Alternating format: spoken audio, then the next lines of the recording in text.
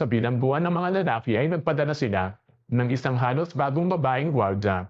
Ngunit, sa unang araw pa lang ng trabaho, agad siyang nasangkot sa gulo. Dalawang uri ng preso ang narito. Yaong itinupulong upang hindi sila pumatay. At yaong inihihiwanay upang protektahan ang kanilang buhay. Nakakapanindig balahibo ang atmosfera. Isang panig ay puro dasal at bulong. Ang kabila ay nabuumapaw sa marahas na enerhiya. Magulo at mapapasakal. Dito, bigla, isang preso ang kumapit sa pinto at sumigaw na gusto niyang makita ang abogado. Ibinangga niya ng malakas ang ulo sa pinto. Mistulang tuluyang nag-collapse ang isip niya. Kinabahan si Cindy, kaya mabilis niya itong nilapitan upang pakalmayan. Darating bukas ang abogado mo. Huwag kang mag-alala, pero pagdangat ng ulo ng preso at makita si Cindy. Isang bagong mukha, mas lalo nang ibinangga ang sarili. Ako, sinabi nila sa iyo kagabi. Ganito ang mangyayari. Hindi pa ito naranasan ni Cindy, kaya't nataranta siya at kusa siyang umatras ng kalahating hakbang. Sa paligid, may ilan na gumagamit ng salamin para sumilip sa labas. May ilan na nagdarasal, mabing ilan, ay patuloy lang sa ginagawa na tila walang nangyayari. Hindi nagtagal, nabaon na ang mukha ng preso sa sariling dugo. Bigla, tinutukan niya ng tingin si Cindy. Ipinatong ang kamay sa pantalon, at hinugot ang isang matulis na patpat. Itinusok niya ng malalim sa leeg. Ramada sa ang dugo palabas. Nanlumo si Cindy sa takot.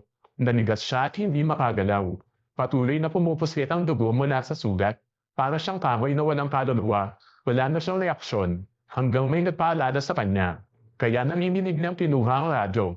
Ako si Stevens mula sa isolation zone, kailangan ko ng backup. Pakiusap agad na pumunta rito, may isang preso ang bumagsak. Isang preso ang bumagsak, pakiusap agad na sumuporta. Unang araw pa lang niya, nakatanggap na siya ng aral na puno ng dugo. 3 linggo lang ang training niya. Wala pa siyang alam, pero wala siyang pagpipilian. Bilang isang single mother, 3 ang anak niyang kailangang pakainin. Gaano man kahirap ang trabaho, kailangan niya itong tiisin. Tuwing umuwi siya at nakikita ang mga anak, napupuno ang puso niya ng kaligayahan. Kasama siyang nagtrabaho ng bagong warden. Sabi nila ang dating warden ay isang itim na lalaki. Pinatay siya ng isang grupong naniniwala sa white supremacy. Mas gusto pa niya ang makatrabaho si Carney kaysa sa malamig na bagong warden. Matagal ng gwardya rito si Carney. At sobrang dawdad. Hindi siya nauubusan ng kwento habang nagtatrabaho. Ngunit hindi ito inihinda ni Cindy. Itinuturo siya ni Carney. Isa-isa kung paano gawin ang tama ang trabaho. Ito ang pinakamababang uri ng mga kriminal. Mga mamamatay tao pedasterisk file. Mga serial na salarin at mga pikwil. Kita mo ba ang meaning ito? Oo. Walang mabubuting tao sa lugar na ito. Sinabi niya kay Cindy, laging panatilihin ng 5 talampakang distansya. Walang nakakaalam kung ano ang nasa isip ng mga ito. Kaya dapat laging maging maingat. Pagkatapos ay palihim na sinabi ni Carney kay Cindy, may isang malaking tao na ililipat sa kanyang lugar. Sinabi ng ni Carney na dati siyang pulis at nagbigay pa siya ng mabigat na babala kay Cindy. Isa siyang pulis, siya ay banal.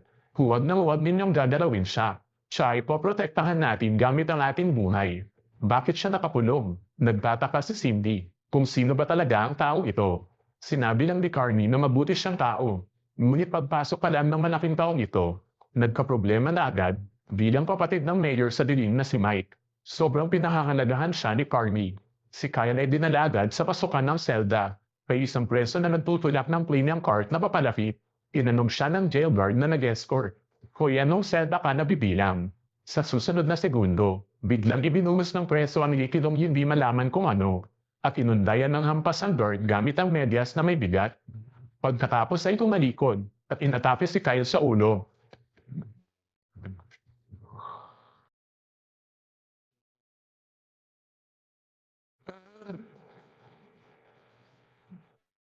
Hindi inakala ni Cindy na bago pa man makapasok si Kyle, ay nabugbog na siya ng grabe. Takot lang ang nasa mga mata niya. Unang araw pa lang sa kulungan. Numbush na siya. Umungol si Kyle sa sakit. Mukhang malala ang tama. Hindi niya sinadyang barilin ng kasamahan. Kundi ginawa niya iyon upang iligtas ang mga sibilyan. Pumiga pa ngayon na pataas na ang mga kamay ko. Bitawan mo na hindi. Ito ay isang gawa ng katarungan. Ngunit dahil ayaw niyang ibunyag ang lihim ng kasama niya, napilitan siyang apuin ang kasalanan bago makulong. Nakiusap si Mike sa bagong warden na tulungan bantayan ng kapatid niya. Pero tumanggi ang bagong warden ng walang pag-aalinlangan. Mike, sasabihin ko ang totoo. Alam kong may kasunduan kayo ng dati kong pinalitan. Pero hindi ako si Karim. MMHMM. Wala nang libreng daanan mo na ngayon. Ikaw na ang aking kastilyo ngayon at ako na ang maaaring magbaba ng tulay. Kahit ano pang adok ni Mike, nagpakita siya ng striktong pagtupad sa patakaran. Wala nang nagawa si Mike, kaya malamig na itong binalaan. Makinig ka, may impluwensya ako sa loob ng mga pader na ito, malinaw ba? Kung may mangyari sa kapatid ko, may kapalit na kabayaran mula nang mapatay ang dating warden na si Karim. Nawala kay Mike ang kontrol sa Kingston Prison. Alam na ang nangyayari nang walang halong pagdududa. Pagpasok ni Kyle na yon, baka hindi na siya makalabas. Pinakiusapan niya si Bonnie na protektahan ito, ngunit walang inaasahang. Ganito kabilis ang gulo. Kinagabihan, ipinadala ni Carney kay Mike ang balitang binugbog si Kyle. Grabe siyang nasaktan, pero dumating ang mga guards sa oras, pare. Sobrang saktong-sakto talaga at alam ko, siya, buwisit na buwisit ako. Sumabog ang galit ni Mike. Sa nangyari kay Kyle, iyak na may nasa likod nito. Ito ay lantad na panghayag ng pakikipaglaban. Pero sino ang nasa likod? Kinabukasan ng umaga, nagmadaling tumungo si Mike sa Blue Prison. Sa daan, tinawagan niya si Carney. Sa tingin niya, kahit nagpalit ng warden, karamihan ng mga guard ay rerespetuhin pa rin siya. Ganitong bagay, hindi dapat nangyayari. Mahinang sagot ni Carney. Itong bagong warden at ang deputy niya na si Torres. Sabi nila akong kinokontra. Wala akong magawa o masabi. Nanlamig ang dibdib ni Mike. Ito ang kinatatakutan niya. Ang bilangguan ay unti-unting kumakawala sa kontrol niya. Tahimik niyang pinag-isipan at inutusan si Carney ng isang bagay. Gusto niyang makita ang bagong jail guard sa area. Si Cindy. Pagdating niya sa gate, nakita kaagad ni Mike ang warden. Hula noong huli silang nagkita. Wala pang 24 na oras. At muntik nang mapatay ang kapatid niya. Humingi siya ng paliwanag. Ngunit sagot ng warden na parang walang saysay. Na nasangkot lang si Kyle sa away ng mga preso. Maliit na bagay lang daw. At kailangan pa siyang puntahan. Halos mamatay na nga si Kyle sa bugbog. Ganyan pa rin ang tono ng warden. Halos mapatawa si Mike sa inis. Mahinang sabi niya, away daw. Hindi naman iyon palaruan. Oo nga, tama. Hindi man lang naitinanggi ang gulo sa bilangguan. Nitinanggap ang pananagutan. Parang tinatratolan niya si Mike bilang istorbo. Ang lahat ng salita niya ay GC ang biyoda isang bagay. Ang mga bagay sa bilangguan. Hindi saklaw ni Mike makialam. Naintindihan nito ni Mike at malamig na nagsalita. Ibig sabihin wala kang pangakong poprotektahan ng kapatid ko. Sinabi kong palalatasan ko ang tsansa niya mabuhay-buhay pa ba siya. Ako ay isang taong tumutupad sa salita. Hula sa sandaling ito, anumang maranasan ng kapatid ko sa loob ng punuman mo, ipaparanas ko rin sa iyo. Ako rin ay isang taong tumutupad sa salita. Sa puntong iyon, wala nang dapat pag-usapan. Tamalilikod si Mike at umalis. Walang pakialam ang warden. Ang deputy warden ay kanyang pinagkakatiwalaan. Mabilis na lumapit upang kunin ang kape sa kanyang kamay. At sumunod sa tabi niya. Wika ng warden sa kanya ng basta-basta. Palitan ng posisyon si Carney. Ang mga taong iniwan ng dating warden. Hindi na lubos mapagkatiwalaan. Ano man ang mangyari kay Carney, iwan muna natin. Ang pagdanti ni Mike ay dumating ng mas mabilis kaysa sa inaasahan. Sa pampublikong paliguan, paliligo ang presong umatake kay Kyle. Parang napagkasundoan ng ibang preso.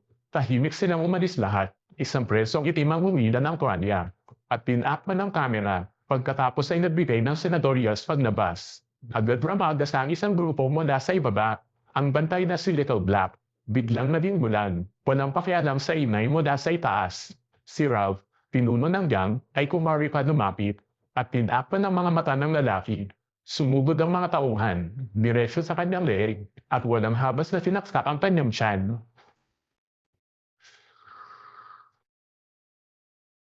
Nang magsialis ang lahat, saka lang dahan-dahang naglabas ng radyo si Little Black. Iniisip kung paano iuunat. Hindi pa man napalalayo si Mike.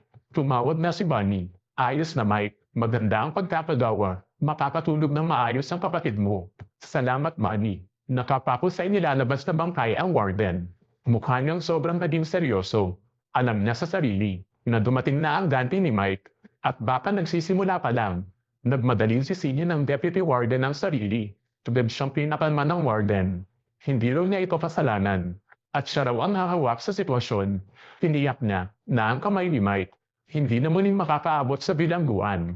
Di nagtagal, naipadala si Carney sa kusina. Ni hindi na siya makalapit sa prison block. Bigla niyang nakita ang deputy warden na suot ang formal na kasuotan. Mahinang nakikipag-usap sa pinuno ng Latin gang na si Pogo. Nakasombrero ng mga kamay si Pogo. Katayo ng luwag. Kinabahan si Carney. Inisip niyang baka mapahamak ang deputy warden. Kaya agad lumapit at mariing pinalis si Pogo. Ngunit, hindi alam ni Carney na sinira niya ang usapan ng dalawa. Sa mata ng deputy warden, lalo nang siyang naging sandabad. Gabi, at hindi pa rin tumigil si Carney at ibinida pa ang natuklasan. Para bang nag-aalay ng kayamanan sa warden. Sige, matatapos na ako. May nakita ko ngayon na hindi ko kayang baliwalain. Si Torres. Kasama ang isang Latino na preso. Nag-uusap habang oras ng tanghalian. Pero kailangan ninyong malaman na ang mga nakakulong dito ay lahat mga mamamatay tao. Basura sa pinakaibangon na basura. Kailangan ninyong panatilihin ang distansya. Baka gusto ng ni Carney mabawi ang tiwala ng warden. At magbukhang tapat na tapat. Ngunit hindi niya napansin ang manamig na titig mula sa matandang babae. Pagkarinig sa sinabi niya, tahimik lang na tumamo ang warden at nagbigay pa ng papuri. Habang papalayo si Carney, nakatitig ang warden sa kanyang likuran. Puno ng pagkasuklam ang kanyang mga mata. Sa bar, agad na nakita ni Mike si Cindy. Mas maaga pa siya sa oras na napag-usapan. Walang paligoy-ligoy. Diretso na si Mike sa pakay. Hiniling niya kay Cindy na bantayan si Kyle sa loob. Kailangan niyang malaman ang kalagayan ng kapatid. Nag-alinlangan si Cindy. Katatapos lang ng kanyang training. At kulang pa sa karanasan. Pero dahil tao siya ni Carney. At basta't hindi lalabas na po ng linya ng bureau.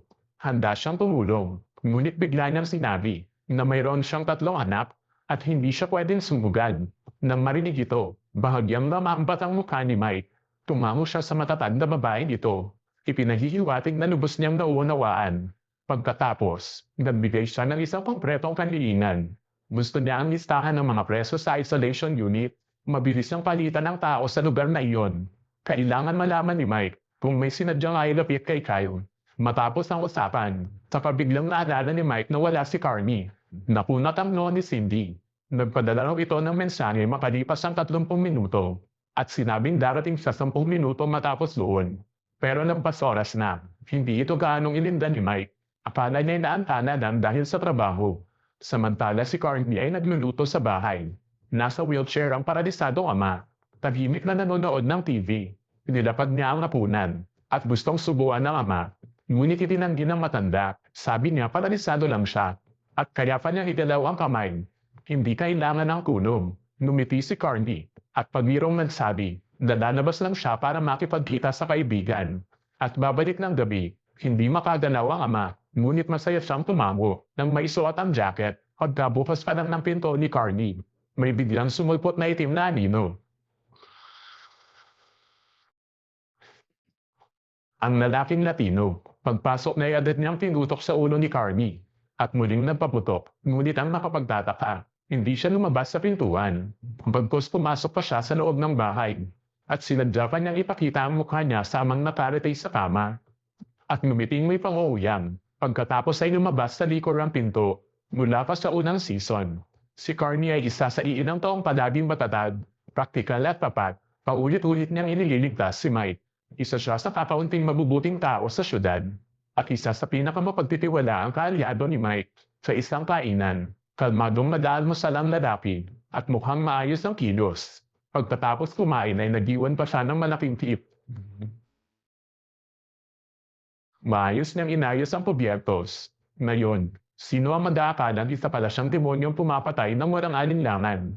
Si Mike mismo ang nagutos na palayain siya. At ngayon, ang boomerang ay tumama ng diretsyo sa kanyang mukha